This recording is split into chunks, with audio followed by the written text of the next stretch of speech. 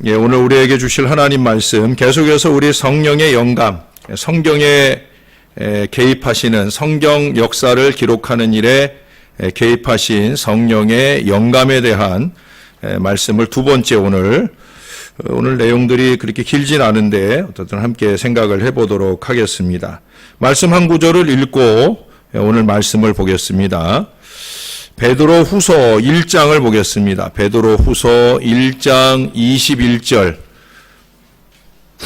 21절을 읽죠. 20절, 21절.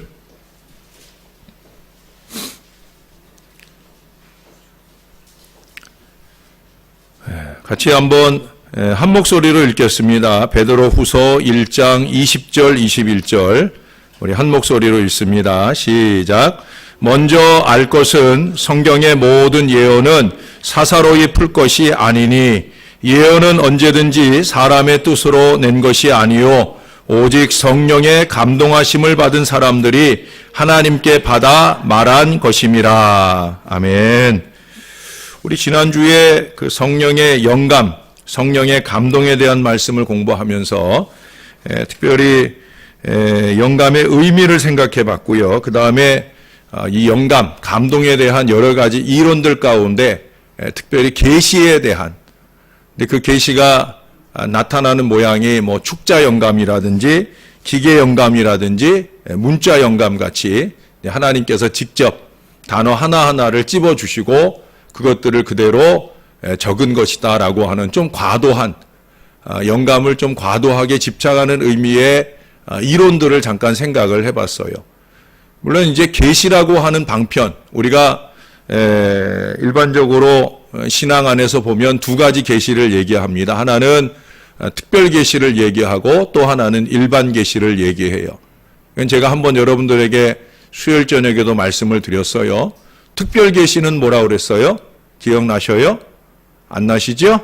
예, 특별 계시는 바로 이 하나님 말씀, 이 성경이 특별 계시라고 그랬어요.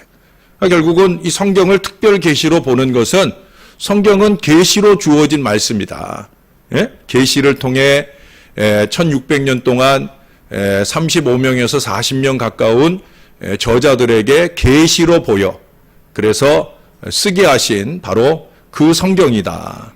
그렇게 우리가 그래서 이 성경을 특별 계시라고 그래요. 가장 기준이 되는 계시란 말이에요. 이 계시를 넘어서는 계시는 없어요. 네, 우리가 시한부 종말론이라든지 이런 때 이제 계시를 보았다. 또 여러 가지 이단들이 계시를 보았다 하고 스스로를 오실 예수 그리스도다. 며칠 전에도 그 박 전 대통령 지금 집 앞에서 빨개 벗고 나는 재림 예수다 그러면서 활보했던 사람이 붙잡혀가지고 여러분 아세요? 그 뉴스 보셨어요? 그 뉴스 잘 안 보셨구나. 예. 40대 남자가 홀딱 벗고 나는 재림 예수다. 아니 예수님이 할 일 없어서 홀딱 벗고 그러고 돌아다녀요. 그러니까 아마 자기가 십자가에 달려 죽으신 그 모습 그대로 다시 오셨다라고 생각을 하고 아마 그런 미친 행동을 했던 모양인데 그렇게 재림 예수를 말하고자 하는 자들이 계시를 받았다. 하나님이 나더러 당신의 아들이라고 하는 계시를 주셨다. 그러면서 성경을 넘어서는 성경 위에 서는 계시를 말하려고 하는데 여러분 잊지 마셔요. 성경 위에 있는 계시는 없어요.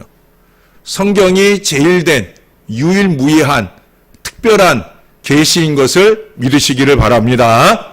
그리고 그 외에 이제 일반 계시를 얘기해요. 일반 계시는 존재해요. 일반 계시가 존재하지만 성경에 배치되는 일반 계시는 없어요. 그건 그냥 자기의 생각이고 자기의 관점일 뿐이지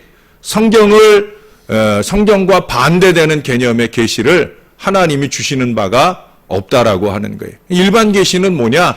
우리가 살아가는 삶의 사건과 상황과 사람과 사물 등을 통해서 깨닫는 신령한 지혜가 바로 일반 계시예요.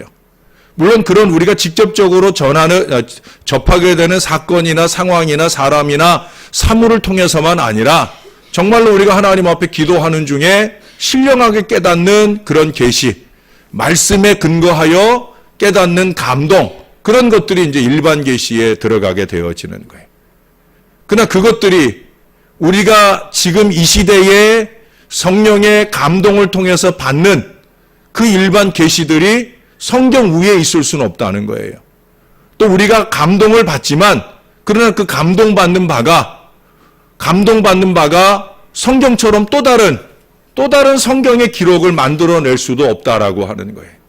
성경의 시대는 이미, 성경의 기록은 이미 끝났어요. 이게 이제 우리가 주님 오실 때까지 가장 기준이 되는 정경, 하나님의 말씀으로서만 우리가 근거를 삼는 기준이라는 거예요. 주님은 이 말씀대로 오셨고 이 말씀대로 이 땅에 계시다가 이 말씀대로 십자가 부활의 역사를 이루시고 승천하셔서 이제 이 말씀대로 우리 가운데 다시 오게 되실 줄로 믿습니다. 이것이 근거가 되는 거예요.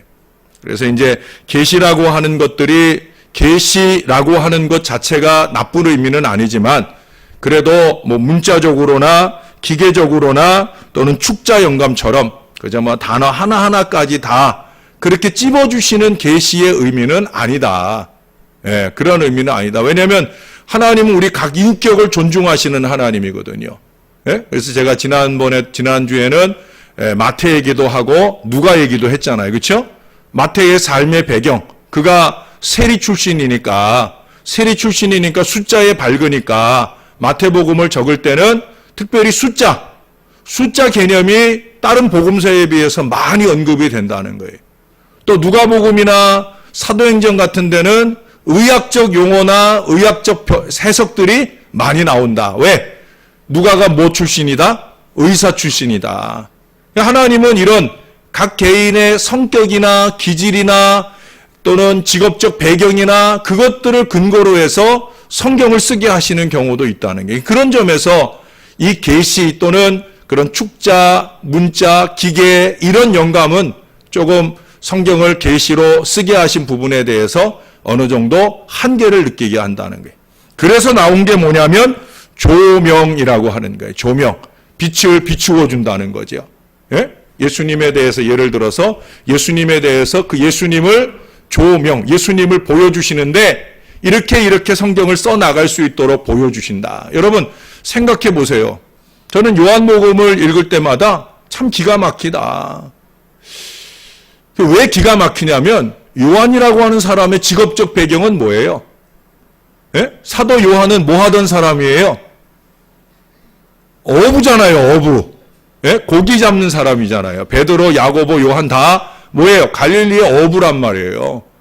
그 무식한 어부였는데 그가 쓴 요한복음을 요한 1, 2, 3서나 요한계시록을 보면 얼마나 기가 막힌 문학적, 사색적 산물인지 몰라요. 보통 문학적 재능을 가진 사람이 쓸 수 있는 글이 아니에요. 근데 그렇게 쓸 수 있도록 그 요한의 마음을 움직이고 감동하고 그 손길을 통해 그것들을 그렇게 써나가게 할 수 있었던 그 은총과 그 능력은 바로 성령이 조명해 주신다는 거죠. 빛을 비춰주시고 열어주신다는 거예요. 근데 그런 의미에서 조명, 물론 이 조명이 더 나아가서 자연 영감이라든지 또는 보편 영감이라든지 사상 영감이라든지 이런 방향성으로 발전해 가기도 합니다. 근데 사실은 그 발전된 것이 오히려 그 조명이라고 하는 것을 올바로 이해하는데 오히려 저해가 되어지는 경우가 많다는 거예요. 조명이라고 하는 것은 쉽게 얘기하면 제가 아까 계시를 얘기할 때 누가를 얘기하고 마태를 얘기하는 것처럼, 그러니까 그 사람을 통해서 이 조명이라고 하는 것이 전기가 들어와서 여기 등에, 제가 이 등을 보면은 그 다음에 원고가 안 보여요. 예? 그런 거 아시죠? 이 등을 직접 바라보면 눈이 까매져 가지고 원고도 안 보이고 여러분들 얼굴도 안 보이고, 예? 비는 게 없단 말이에요. 그래서 내가 조명을 못 보고 얘기를 하는데 이제 이 전기가 들어와서 이 조명에 딱 전기를 주잖아요. 그럼 이 전기가 이 조명 기구를 통해서 빛이 저에게 착 비치잖아요. 이 전구가 도구란 말이에요, 도구. 마찬가지예요. 저자가 이 전구와 같은 도구란 말이죠. 그래서 이 저자를 통해 빛을 비추는 거예요. 여러분 여기 전구가 여러 종류가 있잖아요. 여기 이런 게 있고 저쪽에 저런 게 있고 또 이 위에 동그란 게 있고 각기 이 전구가 나타내는 빛의 반사 모양이 다르잖아요. 그렇죠? 빛이 반사하는 빛의 크기나 빛의 반사 모양이 다르잖아요. 전구의 모양 때문에 그렇게 달라지는 거예요. 마찬가지예요. 성경을 쓰는 것도 그 사람이 이런 전구처럼 각기 그 사람이 가진 특성을 통해서 그 조명을 통해서 예수를 보고 신앙적인 사건을 보고 그러면서 그것들을 적어 나가게 하니까 똑같은 사도들이 적었어도 마태가 적은 관점과 또 요한이 적은 관점 둘 다 예수님의 12사도 중에 한 사람들이었음에도 불구하고 그들은 각기 다른 관점으로 복음서를 적고 있다는 거예요. 이것이 바로 조명이라는 거죠. 이해가 되시죠? 이 차원까지만이면 우리는 조명이라고 하는 하나님의 영감, 감동 그런 부분들을 충분히 이해가 돼요. 근데 거기서 한 단계 더 나아가서 어떤 얘기들을 하냐? 자연영감이라고 하는 것은 인간의 천성적인 아까 얘기한 대로 천성적인 체질이나 재능 이런 것들을 강조하다 보니까 그 강조점이 오히려 성경의 본래적 의미보다 더 강조가 되어지는 거예요. 쉽게 얘기하면 성경 이외의 어떤 신앙적인 작품을 만들었던 화가라든지 아니면 신앙적인 작품을 만들었던 문학가라든지 존 밀턴의 신라권 같은 거라든지 또는 미켈란젤로의 천지창조라든지 여러분 그 천지창조를 미켈란젤로가 봤어요? 못 봤어요? 못 봤지만 미켈란젤로를 통해서 천지창조의 그 기막힌 장면들을 그리게 하잖아요. 그것도 막 천장까지 해서 쭉 이렇게 그려놓잖아요. 우리가 가보진 않았지만 그 천지창조의 그림들을 보면은 그게 결국 뭐예요? 그것이 어떻게 보면은 조명이죠. 성경에 버금가지는 못할지라도 그 조명이에요. 그걸 뭐라고 그러냐면 자연적 영감이라고 그래요. 그러나 그 자연적인 영감을 통해서 만들어낸 작품, 그 작품이 성경 위에 있을 수 있어요? 없어요? 없어요. 그것은 그냥 그들의 작품이고 그 작품이 너무 강조되다가 그 작품이 너무 강조되면서 오히려 이 성경의 권위가 무시되면 그건 그 큰 의미가 없다는 거예요. 그것은 그저 작품 이상의 의미를 가질 수는 없다라고 하는 거예요. 그것이 보여주는 신앙적인 가치는 훌륭해요. 그것은 목사의 설교도 마찬가지예요. 목사가 아무리 똑같은 본문을 가지고 그 아주 작은 본문 하나를 가지고 정말 화려한 화술과 또 하나님이 주신 감동을 통해 수려한 설교를 쏟아낸다고 할지라도 그것이 이 성경의 가치 위에 있을 수는 없는 거예요. 자연 영감, 자연 계시, 감동받은 의미를 여러분들에게 잘 풀어. 지금도 제가 여러 가지로 조명이라는 걸 여러분이 전구를 통해 설명한다든지 하는 것이지만 그것이 아무리 설명을 잘해도 이 성경 위에 있을 수 없다는 거예요. 어떤 사람이 도자기를 아주 멋있는 도자기를 만들었어요. 그 도자기를 좀 큼지막한 도자기를 만들고 그 도자기에다가 예수님의 그 최후의 만찬을 그 도자기에다가 아주 심혈을 기울여서 삥 두르면서 그려놨어요. 얼마나 멋있겠어요. 커다란 백자 도자기에 예수님의 최후 만찬이 착 그려져 있어요. 특별히 예수님을 그릴 때에는 그가 얼마나 심혈을 기울여서 그 예수님을 그려 놓았는지 몰라요. 그리고 그 도자기가 이제 비로소 완성이 되었는데 어느 날 친구가 찾아왔어요. 최후의 만찬 그림이 담겨져 있는 도자기라고 해서 그걸 구경하려고 이 친구가 찾아왔어요. 찾아와서 그 도자기를 보는데 그 친구는 예수님 안 믿는 친구예요. 그러다 보니까 그 친구는 이야 도자기 기가 막히다. 이 때깔하며 정말 어떻게 이런 도자기를 만들었느냐고. 그러면서 그 도자기 칭찬만 그렇게 하는 거예요. 도자기에 그려진 그 그림 칭찬만 그렇게 하는 거예요. 그러고 나니까 그 칭찬을 듣고 나서 이 작가가 그 친구가 가고 난 뒤에 슬그머니 그 그림을 지워버리더라는 거예요. 왜? 친구가 보는 건 그림도 아니고, 친구가 보는 건 자기가 원했던 예수가 아니고, 그리고 이 도자기, 이 도자기가 훌륭하다니까 그 도자기의 훌륭한 가치를 살리기 위해서 그가 예수의 그림을 지워버렸다라고 하는 거예요. 의미가 있어요, 없어요? 아무 의미가 없는 거예요. 그런데 미켈란젤로의 천지창조가 아무리 아름답다고 해도 또 밀턴의 신라곤이라든지 이런 신앙 서적들이 대단히 훌륭하다고 할지라도 그것이 주님의 복음과 배치된다고 하면 그건 아무 의미가 없는 거예요. 아무 의미가 없는 거예요. 제가 오래전에 읽었던 글 가운데 기억이 아슬아한데 그런 글을 읽었던 적이 있어요. 어떤 교회 그 담벼락에 담쟁이 덩쿨이 자라기 시작을 해요. 근데 그 교회 담벼락에 그 교회에서 복음을 전하기 위해서 큰 글자로 우리를 위해 죽으시고 부활하신 예수 그리스도의 교회입니다. 라고 하는 큰 광고 문구, 이 예수를 믿으십시오. 이렇게 광고 문구를 적어놨어요. 근데 이제 담쟁이 덩굴이 막 자라기 시작하면서 그 글자들이 이제 가리워가기 시작하는 거예요. 예? 제일 처음 가리워진 건 밑에서부터 가리기 시작하니까 주 예수를 믿으십시오라고 하는 것이 가려져 버렸어요.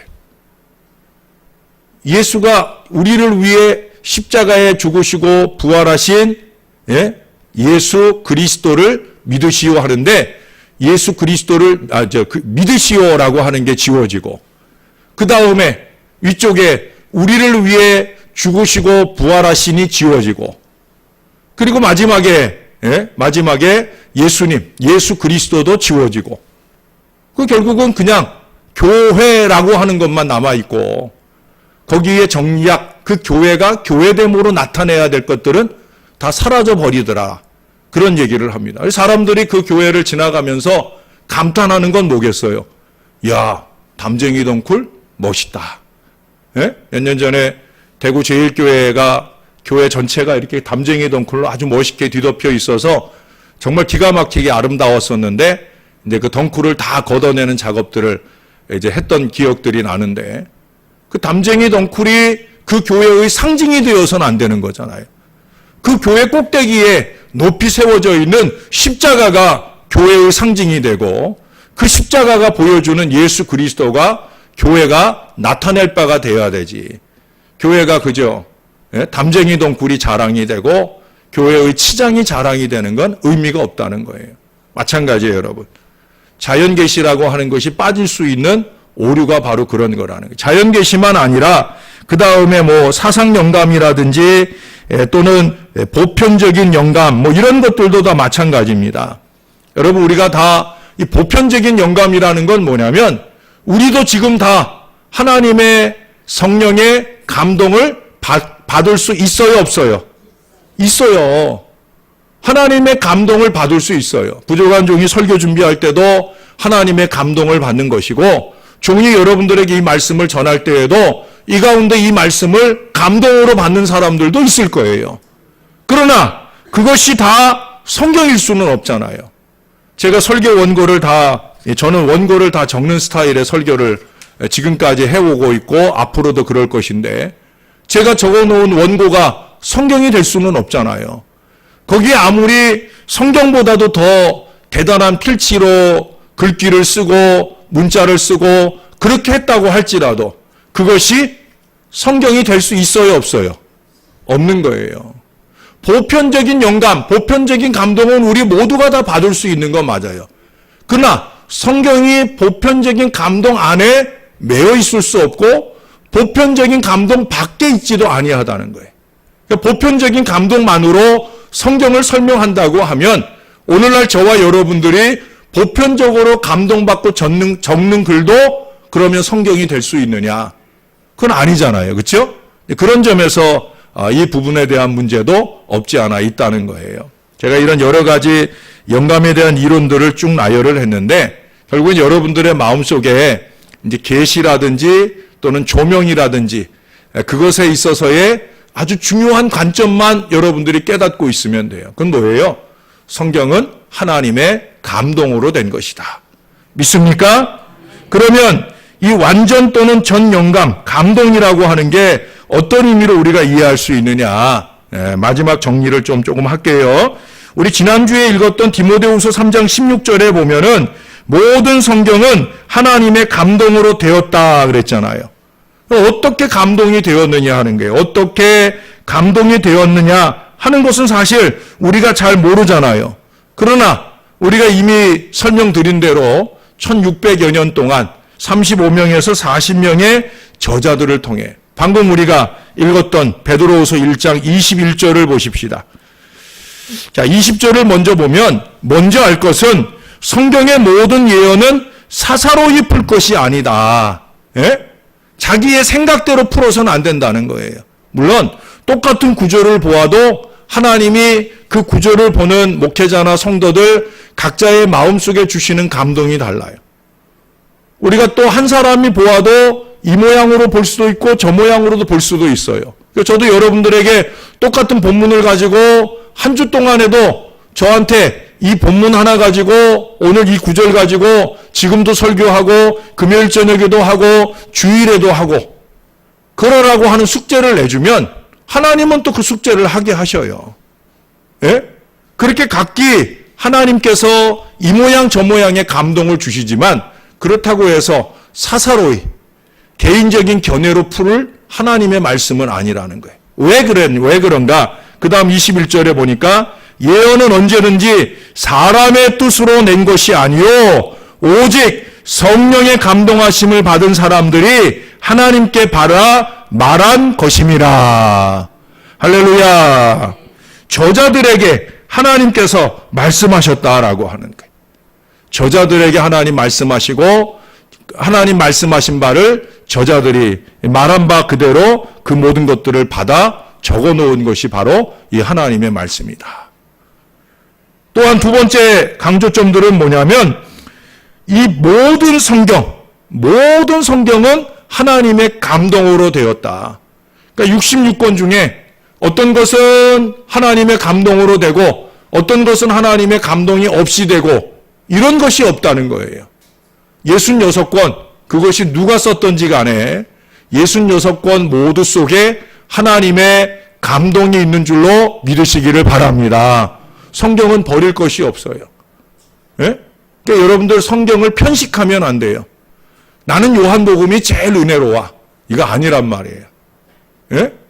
딱 한 장으로 된 오바댜.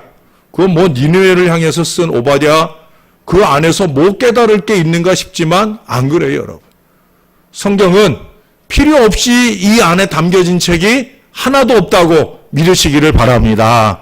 분명히 하나님 말씀이 그러잖아요. 모든 성경은 하나님의 감동으로 된 것으로. 물론 이 성경 중에 특별히 내 마음에 와닿는 구절이 있어요.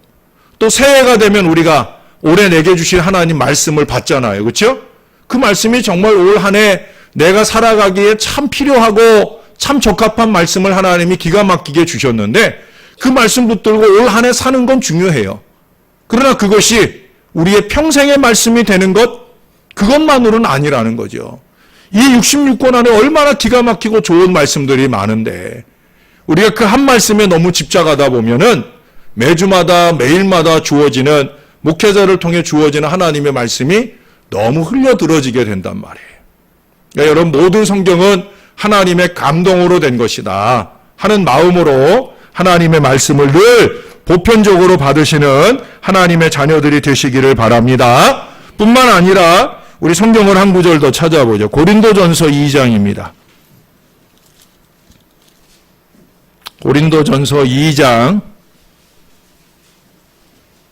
13절 말씀입니다.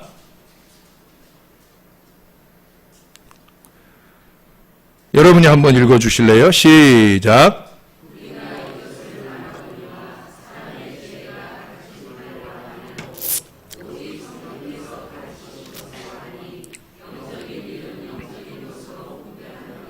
아멘.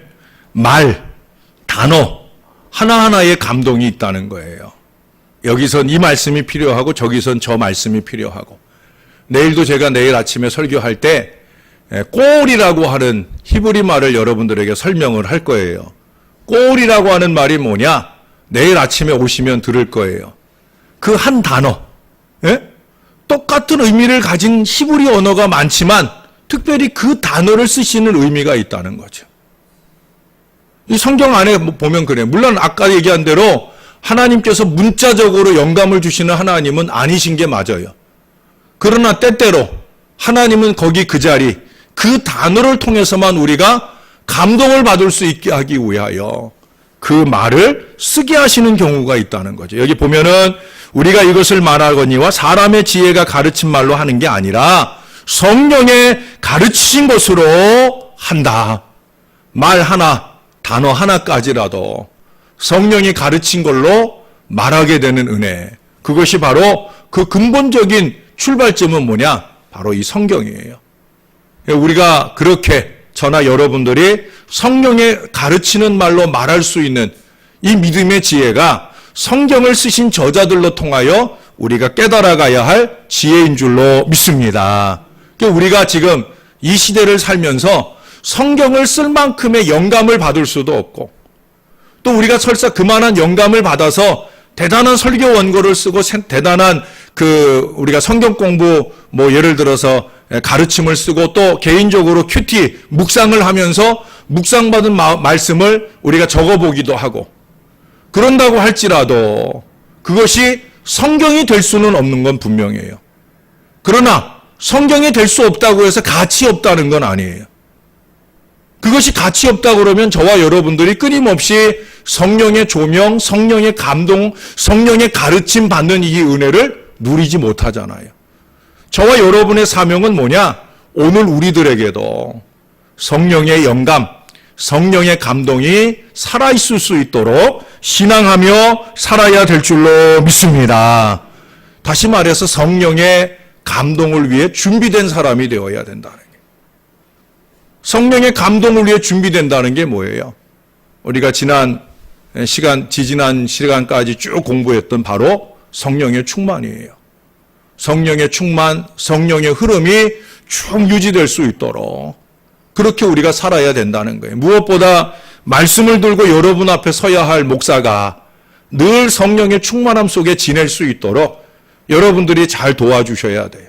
기도로 도와주셔야 되고 마음을 흐트르지 않도록 도와주셔야 되고 그래서 늘 저의 영이 성령의 감동으로 늘 충만해서 여러분들을 위해 하나님의 말씀을 준비하고 적을 때마다 정말 저는 정말 하나님께서 탁 그 볼펜 들고 묵상하고 또 책 보고 쓰게 하실 때 정말 일피휘지로 쭉 쓰게 하셔요. 저의 원고들은 정말 그런 부분들이 제 자신이 봐도 신기할 때가 이렇게 보면 정말 다닥다닥하게 쫙 쓰거든요. 예? 이렇게 쓰게 하시는 것들을 제가 쓰고 나서 볼 때마다 제가 교만해서 하는 얘기가 아니라 야 하나님 은혜 참 감사하다. 예?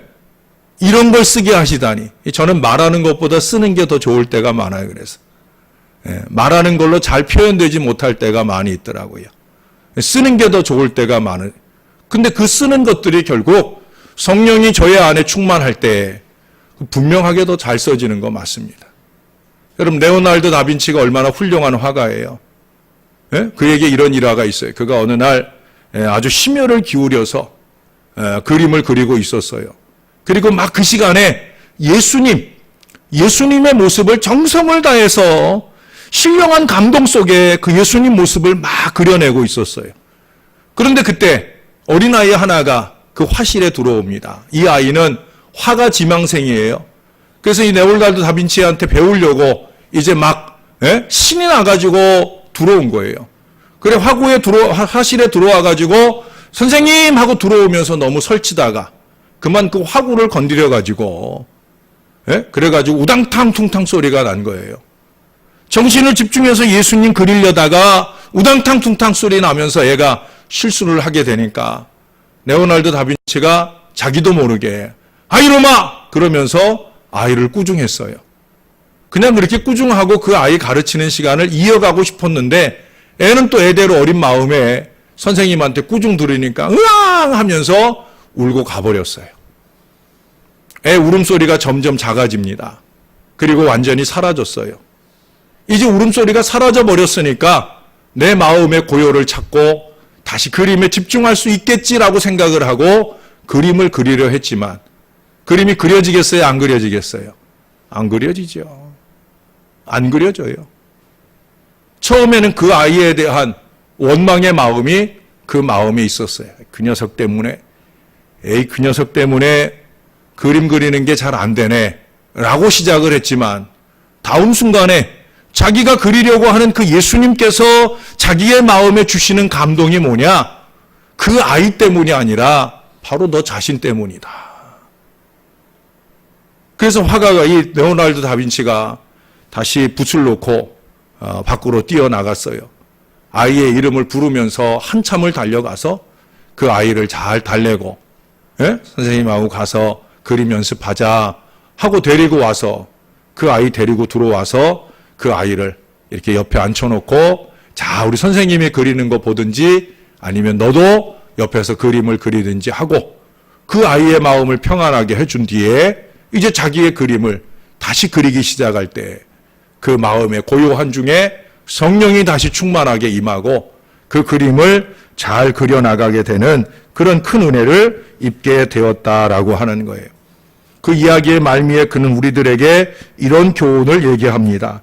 겸손, 용납, 사랑 등 성령의 강력히 추구하시는, 성령을 강력히 추구하시는 그 마음, 그 심령이 되어야 창조적 영감의 역사가 가능하다 하는 얘기를 우리들에게 가르쳐주고 있어요. 부족한 종에게 큰 도전과 교훈을 주는 이야기요 말씀이라고 생각이 듭니다. 그러나 저만 아니라 여러분들도 마찬가지예요. 우리가 성령의 감동을 받는 신앙 인생이 늘 되어야 돼요. 부족한 종이 여러분들에게 그야말로 제가 늘 자주 쓰는 표현처럼 개떡같이 전할지라도 찰떡같이 받아먹는 이 은혜의 마음이 준비되어야 돼요. 이 교통이 우리 가운데 신령하게 이루어진다고 하면 우리에게서 이 성경 같은 위대한 산물은 펼쳐지지 못할지라도 말씀이 살아있는, 오늘 우리 이정순 피태권 사님이 기도 중에 말씀이 살아있는 교회가 되게 해달라. 그럼 말씀이 살아있는 게 뭐예요? 예? 이 성경이 다 찢어져 가지고 여기저기 휘휘 날아다니면서 살아있겠어요? 아니잖아요. 말씀이 살아있는 교회가 뭐예요? 어제 예성교회 시찰에 갔더니 그 예성교회 올해 표어가 말씀이 살아있는 교회더라고요. 예? 말씀이 살아있는 교회가 뭐예요? 말씀을 저와 여러분의 삶으로 살아내는 게, 말씀을 실천하는 삶의 역사가 목사와 성도들에게 있는 게 말씀이 살아있는 교회가 되는 것인 줄로 믿습니다. 그게 다른 거 아니에요. 그게 바로 말씀이 감동하는, 우리에게 살아있는 이 하나님의 모든 말씀은 성령의 감동으로 된 것으로 하는 이 은혜와 역사가 우리 가운데 나타나야 되는 것인 줄로 믿습니다. 어쩌러 그렇게 말씀으로 더 신령해져 가는 우리 교회 좋은 교회 신월제일교회, 이 교회 안에 저와 여러분 되시기를 예수님의 이름으로 간절히 축원합니다. 같이 한번 기도하겠습니다. 하나님, 우리 부족한 심령 중에도 주의 말씀에 감동을 늘 주시고 목사에게 말씀의 감동을 통해 말씀을 잘 준비할 은혜를 주시고 준비된 말씀이 선포될 때 우리의 마음이 말씀으로 잘 감동을 받아 말씀이 살아있는 심령, 말씀이 살아있는 교회 되게 해달라고 우리 다 같이 한 마음 한 목소리로 기도하겠습니다.